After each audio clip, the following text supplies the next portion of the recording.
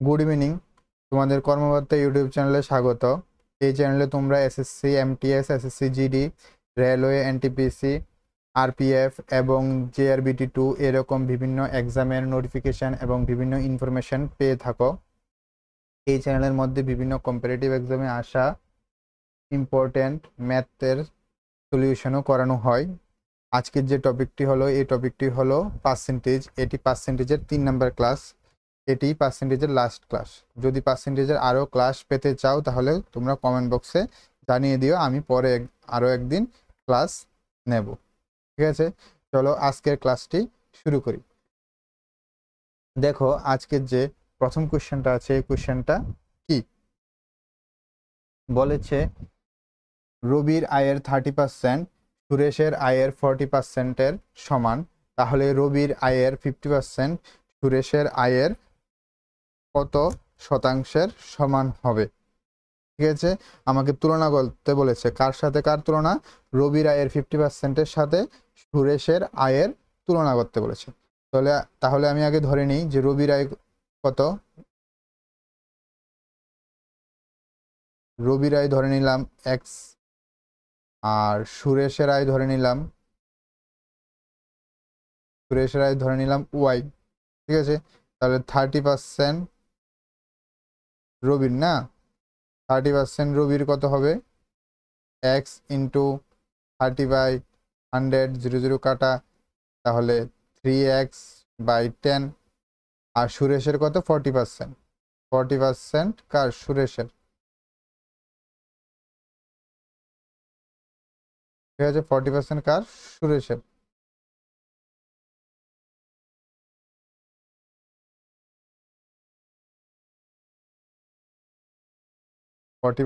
কার? সুরেশের, না?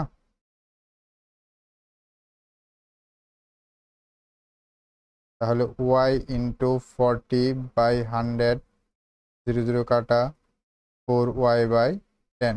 এখন according to the question কি বলেছে? রবির 30% আর সুরেশের 40% সমান। তাহলে আমি লিখতে পারি 3x/10 ইকুয়ালস টু 4y/10। 10 কাটা, তাহলে এখান থেকে লেখা যায় 3x ইকুয়ালস টু 4y। আবার লেখা যায়, যদি আমি বের করতে চাই তাহলে কি বের করা যায়? y ইজ ইকুয়াল টু, কার সাথে তুলনা করব? সুরেশের আয়ের সাথে তুলনা করব। তার জন্য আমি সুরেশের আয় y ইজ ইকুয়াল টু কত লেখা যায়? 3x/4। আর আমার বের করতে কার তুলনা করব? 50% রবির আয়ের, না? 50% রবির আয়ের কত হবে?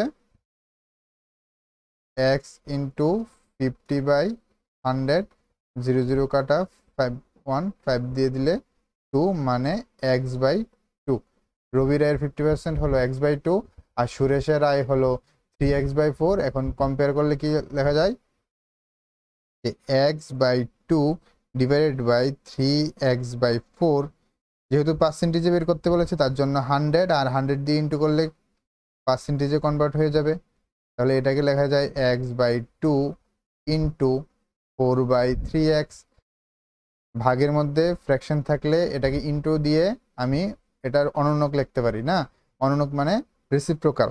তাহলে রেসিপ্রোকাল করলে কি উল্টে যায়? তাহলে এখানে 3x/4 আছে, তাহলে এখানে রেসিপ্রোকাল করলে 4/3x ইন্টু 100%। এক্স এক্স কাটা, 2 দিয়া 4কে কাটলে হয় 2, এর মানে 200/3%। এখন 200/3% করলে 66 হোল 2/3%। তাহলে আমার রাইট আনসার কত হবে? রাইট আনসার হবে এই অপশান এ, 66 হোল 2/3%। আশা করি বুঝতে পেরেছ। যদি কোনো প্রবলেম থাকে তাহলে কমেন্ট বক্সে জানাও। আর তোমাদের যে যে অঙ্কগুলোতে প্রবলেম থাকবে ওই অঙ্কগুলো নিয়ে আমি আলাদা একটা ক্লাস বানাবো। ওই ক্লাসের মধ্যে প্রত্যেকটা অঙ্কের যা যা ডাউট থাকবে সব ডাউট ক্লিয়ার করে দেব। ঠিক আছে, এখন দেখো 2 নম্বর কোশ্চেনটা কি বলেছে। পি টাকার 30% কিউ টাকার 40%-এর সমান, কিছুটা এর আগের অঙ্কটার মতোই। যদি পি টাকার কে পার্সেন্ট কিউ এর সমান হয় তাহলে কে এর মান বের করো। ঠিক আছে, তোমরা অঙ্কটা করো তো, ভিডিওটাকে একটু পজ করে তোমরা অঙ্কটা করো, অঙ্কটার আনসারটা কমেন্ট বক্সে জানিয়ে দাও আমাকে। ঠিক আছে, দেখি কয়জনে অঙ্কটা বুঝতে পেরেছে। এর আগে অঙ্কটা যারা বুঝতে পারবে এই অঙ্কটাও তারা করতে পারবে ইজিলি। ঠিক আছে, ভিডিওটাকে পজ করো, পজ করে অঙ্কটা করো। ঠিক আছে, আশা করি তোমরা করেছো এবং কমেন্ট বক্সে আনসারটা জানিয়ে দিয়েছো। চলো আমি আনসারটা দেখি, আনসারটা কত হয়। তাহলে ধরি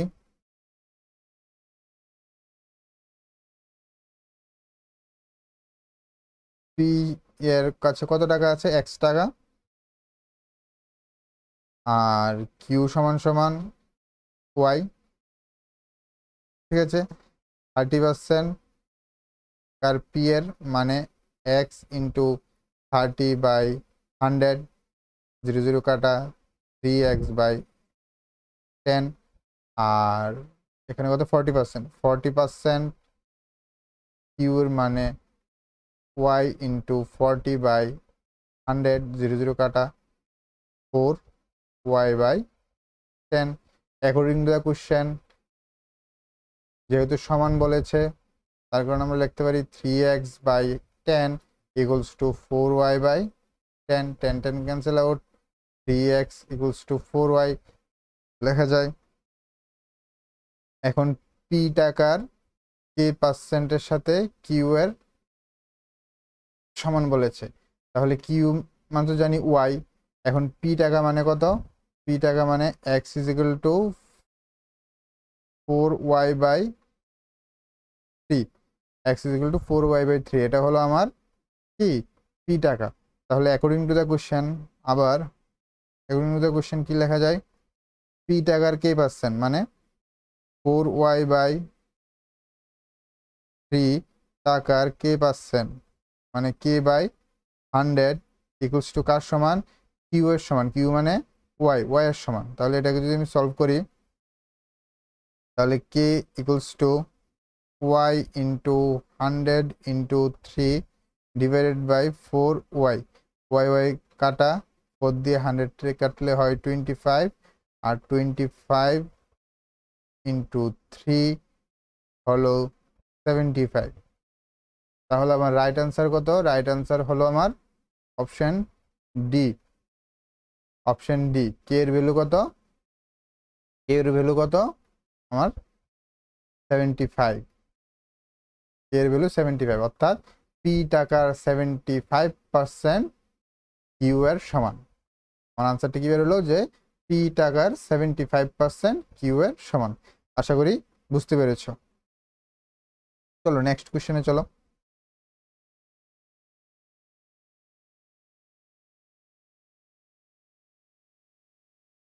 দেখো নেক্সট কোশ্চেনটা কি বলা আছে, একটি ভগ্নাংশের লব 12% বৃদ্ধি করা হলো এবং হর 8% হ্রাস করা হলে নতুন যে ভগ্নাংশটি পাওয়া যাবে সেটি হলো 16/17। তাহলে আসল ভগ্নাংশটি কত? ঠিক আছে, তাহলে ধরি আসল ভগ্নাংশটি, আসল ভগ্নাংশটি কত,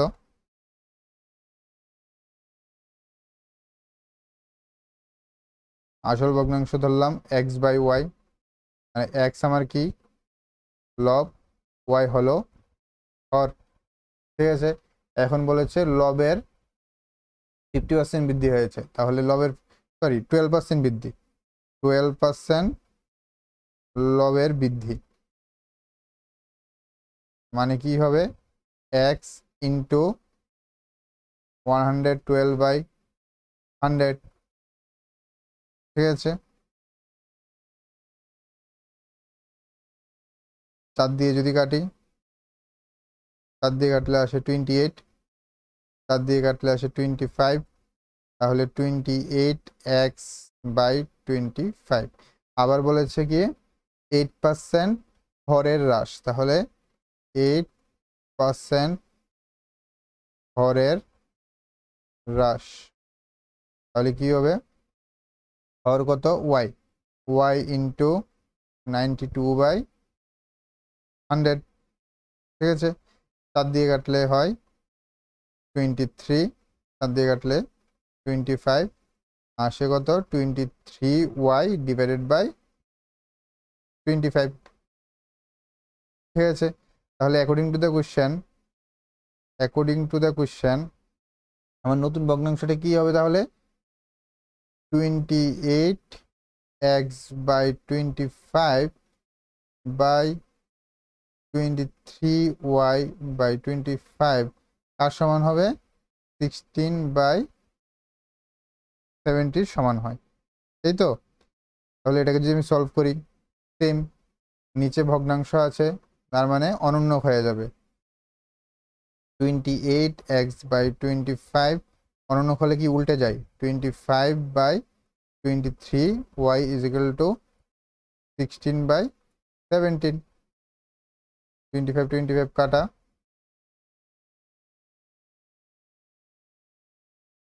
ঠিক আছে,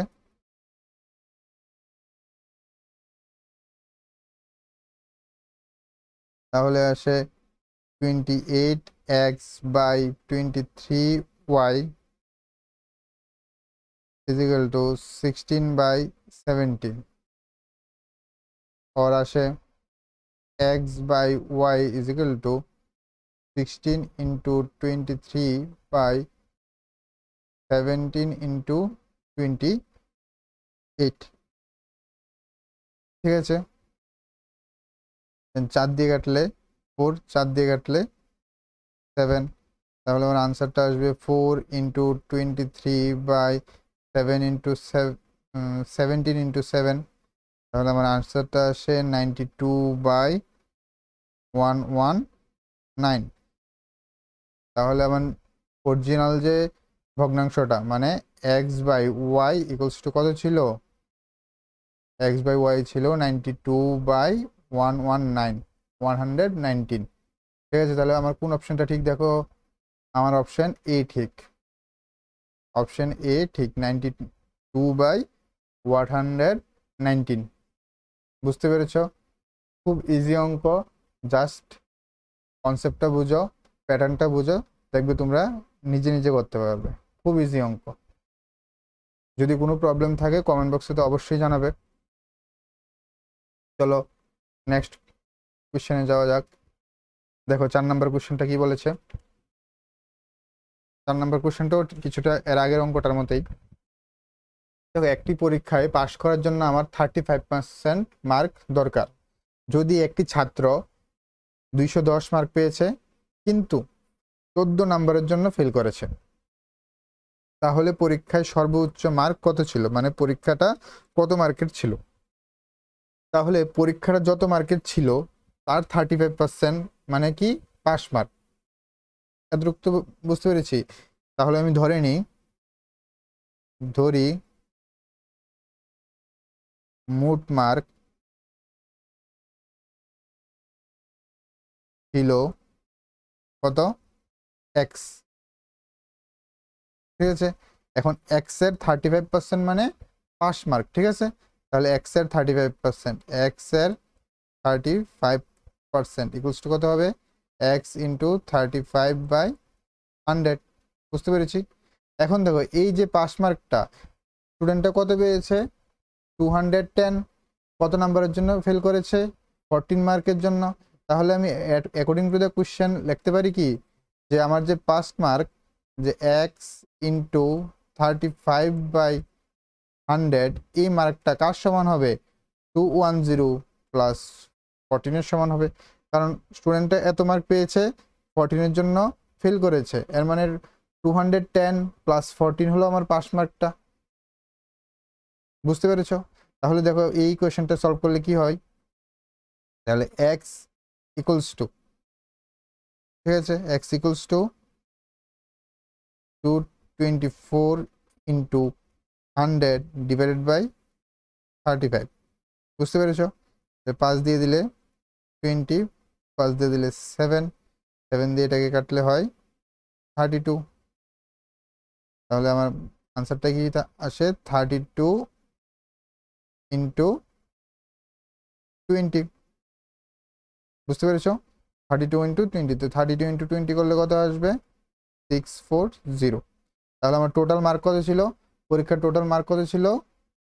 640, 640। বুঝতে পেরেছ? খুব ইজি। এর আগের অঙ্কটার থেকেও এটা খুবই ইজি অঙ্ক। আশা করি তোমরা বুঝতে পেরেছ। চলো নেক্সট অঙ্কটা করি। নেক্সট অঙ্কে কি বলা আছে দেখো। বাহ, এই অঙ্কটা অনেকবার এসেছে, এরকম টাইপের অঙ্ক অনেকবার এসেছে। ঠিক আছে, এসএসসি এক্সামে এরকম টাইপের অঙ্ক অনেক এসেছে। চলো দেখি। চালের দাম 20% বাড়ানো হলে একজন ব্যক্তির কত শতাংশ চালের ব্যবহার কমাতে হবে যাতে তার ব্যয় একই থাকে? মানে চালের বর্তমান যে দামটা ছিল এই দামটা থেকে 40% দাম বেড়ে গেল। ঠিক আছে, তাহলে দাম বেড়ে গেলে কি ব্যক্তির সেম পরিমাণে চাল কিনতে টাকা বেশি লাগবে। আর টাকা যদি আমি সেম রাখতে চাই তাহলে কি আমি চাল কম কিনতে হবে।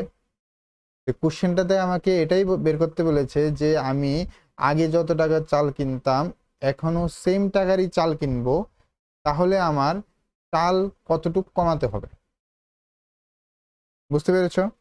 চলো দেখি কিভাবে অঙ্কটা করতে হয়। সেম অঙ্ক, দুইটা কোয়ান্টিটি আমরা কম্পেয়ার করব এবং তার পার্সেন্টেজ বের করব। তাহলে ধরি 1 কেজি চালের দাম ছিল 100 টাকা। বুঝতে পেরেছ? 20%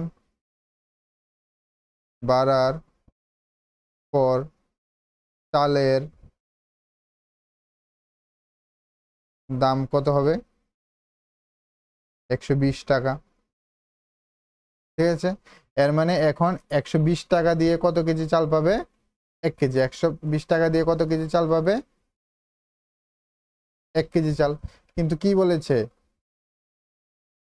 ব্যয় একই থাকবে। কি বলেছে দেখো, ব্যয় একই, মানে আগে যত টাকা চালের জন্য ব্যয় করতো এখনো সেম টাকা এই চালের জন্য ব্যয় করবে। আমার মেইন কোশ্চেনটার ক্লু কিন্তু এখানে আছে যে ব্যয় একই থাকবে। তাহলে আমার 120 টাকা দিয়ে এখন 1 কেজি, কিন্তু আমার তো 120 টাকা না, আমার 100 টাকা দিয়ে কত কেজি চাল পাবো এটা বের করতে হবে না, যেহেতু ব্যয় এক। তাহলে 100 টাকা দিয়ে কত কেজি চাল? 100 টাকা দিয়ে কত কেজি চাল পাবো?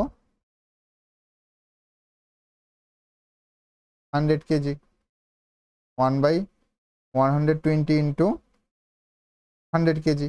তাহলে এটাকে ক্যালকুলেশন করলে কি হয়? 100/00 কাটা, 2 দিয়ে দিলে 5, 2 দিয়ে দিলে 6, তাহলে আনসারটা আসে 5/6 কেজি। বুঝতে পেরেছ? এখন বলেছে আমার ব্যবহার কত কমাতে হবে। ঠিক আছে, তাহলে আমার ডিফারেন্সটা বের করতে হবে যে আগের থেকে এখন ব্যবহার কত কমাতে হবে। তাই আগে কত আমি ব্যবহার কমাতে হবে না, আগে কত ব্যবহার করতাম? 1 কেজি। ঠিক আছে, এখন কত করতে হবে? কত কমাতে হবে? এর মানে এখন 5/6 1 কেজি থেকে মাইনাস করব। ঠিক আছে, যেহেতু আমাকে পার্সেন্টেজ বের করতে বলেছে কম্পেয়ার করব, এর মানে কি এটা হলো চেঞ্জটা। আর আমার অরিজিনাল কত কেজি ব্যবহার করতাম? 1 কেজি ব্যবহার করতাম। যেহেতু আমি পার্সেন্টেজে বের করতে বলেছে তার জন্য কি করব? 100 ইন্টু করবো। দেখো স্টেপটি মনে রাখো, প্রত্যেকটা অঙ্কের মধ্যে স্টেপ কিন্তু আমি সেম, প্যাটার্নটা কিন্তু সেম। ঠিক আছে, ডিফারেন্স কম্পেয়ার করি, কম্পেয়ার করে পার্সেন্টেজে বের করার জন্য কি করি? 100 দিয়ে ইন্টু করি। তাহলে দেখো কি হয়, থেকে মাইনাস করলে 6, 6 মাইনাস 5 ইন্টু 100%, 1/6 ইন্টু 100%। এখন 6 দিয়ে 100-কে ভাগ করব, 6 দিয়ে 100-কে ভাগ করলে আসে 16.666%। তাহলে যদি এটাকে আমি রাউন্ড অফ করে দিই তাহলে কি লেখা যায়? 16.7 পার্সেন্ট, তাহলে আমার কত পার্সেন্ট চালের ব্যবহার কমাতে হবে? 16.7% চালের ব্যবহার কমাতে হবে যদি আমি ব্যয় সেম রাখি। তাহলে আমার কোন অপশনটা ঠিক? দেখো অপশন সি ঠিক। তাহলে আমার কোন অপশনটা সি? অপশন সি আমার রাইট আনসার। আশা করি বুঝতে পেরেছো, খুবই ইজি। দেখো স্টেপগুলো শুধু মনে রাখো, অঙ্ক তোমরা নিজেরাই পেরে যাবে। ঠিক আছে, স্টেপগুলো শুধু মনে রাখো। আর আমি বারবার বলছি, এরকম টাইপের একটা অঙ্ক আসে, এই অঙ্কটাই আসবে এরকম না, এরকম টাইপের অনেকগুলি অঙ্ক আসে। ঠিক আছে, যে ব্যয় একরকম থাকবে বা কোনো চেঞ্জ হবে না, তাহলে কত পার্সেন্টেজ বাড়াতে হবে, কত পার্সেন্ট কমাতে হবে। ঠিক আছে, প্রসেসটা ঠিক এরকম। চলো নেক্সট, আজকের লাস্ট কোয়েশ্চেন দেখি কি বলা আছে। একটি আয়তাকার লেনের বারান্দা বা বারান্দার প্রস্থ 8% কমালে এবং দৈর্ঘ্য 15% বৃদ্ধি করলে তাহলে বারান্দার ক্ষেত্রফলের কত শতাংশ পরিবর্তন হবে? ঠিক আছে, তাহলে একটি ক্ষেত্রফল আকারের বারান্দা আছে, তার কি করলাম? দৈর্ঘ্য 15% বাড়িয়ে দিলাম আর প্রস্থ 8% কমালাম। ঠিক আছে, তাহলে বারান্দার যে নতুন বা ক্ষেত্রফলটা আসবে, ওই ক্ষেত্রফলটার পরিবর্তনটা কিরকম? এটা কি বাড়বে নাকি কমবে? ঠিক আছে, তাহলে দেখি। তাহলে ধরে নিই দৈর্ঘ্য কত? দৈর্ঘ্য সমান সমান এল আর প্রস্থ বি। ঠিক আছে, একক। বুঝতে পেরেছি। তাহলে আমার প্রাথমিক ক্ষেত্রফল কত হবে? ক্ষেত্রফল এল ইন্টু বি, দৈর্ঘ্য ইন্টু প্রস্থ, একক স্কয়ার, বর্গ একক। এতটুকু তো জানি। ঠিক আছে, কিন্তু এখন পরিবর্তন করেছি না, কত পরিবর্তন করেছি? দৈর্ঘ্য 50% বৃদ্ধি করেছি, তাহলে নতুন দৈর্ঘ্য 50% বৃদ্ধি। তাহলে দৈর্ঘ্য সমান সমান কত হবে? L into 115 divided by 100। ঠিক আছে, বুঝতে পেরেছ?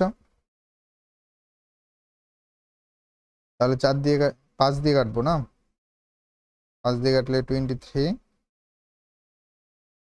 5 দিয়ে কাটলে 20, তাহলে আসে 23 এল বাই 20। আর 8% কমালাম প্রস্থ, 8% কম প্রস্থ সমান সমান কত হবে? B into 92/100। ঠিক আছে, 7 দিয়ে যদি কাটি তাহলে হয় 23, 7 দিয়ে কাটলে হয় 20, মানে 23 বি ডিভাইডেড বাই 20।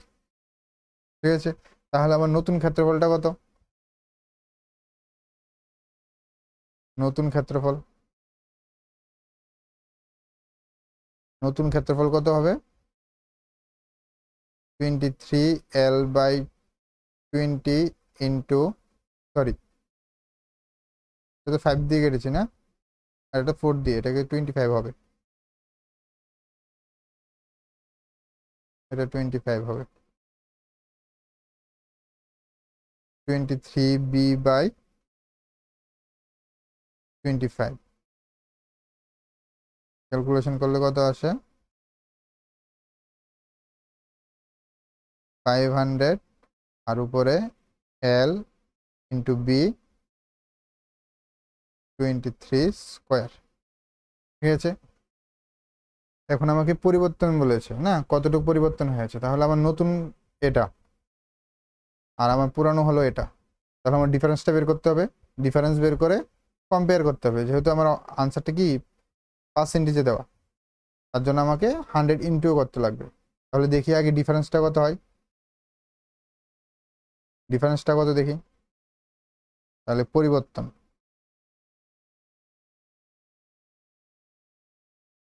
পরিবর্তনটা কি?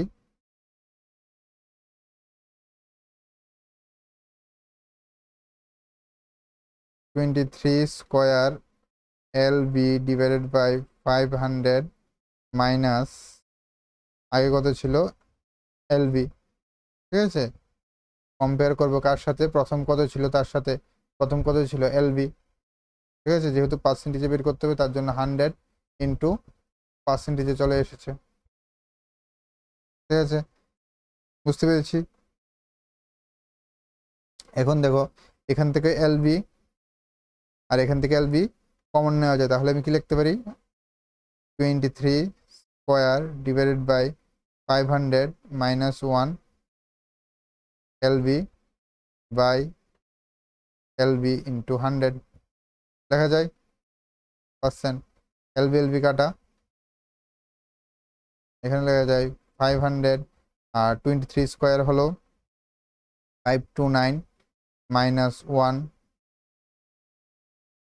ইন্টু 100% লেখা যায়।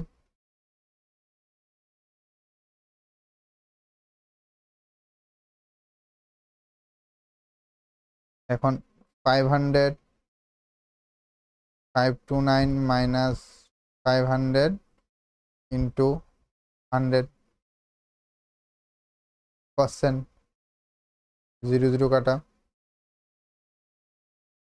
থাকে কত? 29/5%।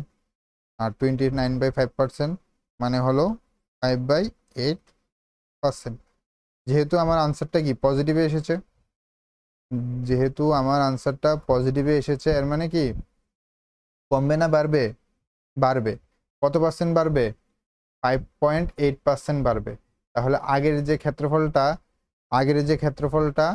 আর এখনের যে ক্ষেত্রফলটা এর মধ্যে চেঞ্জ হয়েছে। কি চেঞ্জ হয়েছে? আগের ক্ষেত্রফলটা থেকে নতুন ক্ষেত্রফলটা 5.8% বাড়বে। বুঝতে পেরেছ? দেখো আজকের যে অঙ্কগুলো করেছি সবগুলি কিন্তু সেম প্যাটার্নেরই, শুধু আলাদা আলাদা অঙ্ক, সেম প্যাটার্নের আলাদা আলাদা অঙ্ক। ঠিক আছে, যদি কোনো আজকের এই টপিকটা থেকে যদি কোনো প্রবলেম থাকে অবশ্যই কমেন্ট বক্সে জানাবে। ঠিক আছে, চলো আজকে এতটুকুই। আর তোমরা যদি তোমাদের এক্সামের জন্য নোট পেতে চাও তাহলে নিচে যে হোয়াটসঅ্যাপ নাম্বারটা দেওয়া আছে বা ডিসক্রিপশানে যে হোয়াটসঅ্যাপ নাম্বারটা দেওয়া আছে এই হোয়াটসঅ্যাপ নাম্বারে কন্ট্যাক্ট করতে পারো। খুব কম দামে সঠিক এবং গুণমান নোট পেয়ে যাবে। ঠিক আছে, চলো নেক্সট ভিডিওতে দেখা হবে। গুড নাইট, জয় হিন্দ।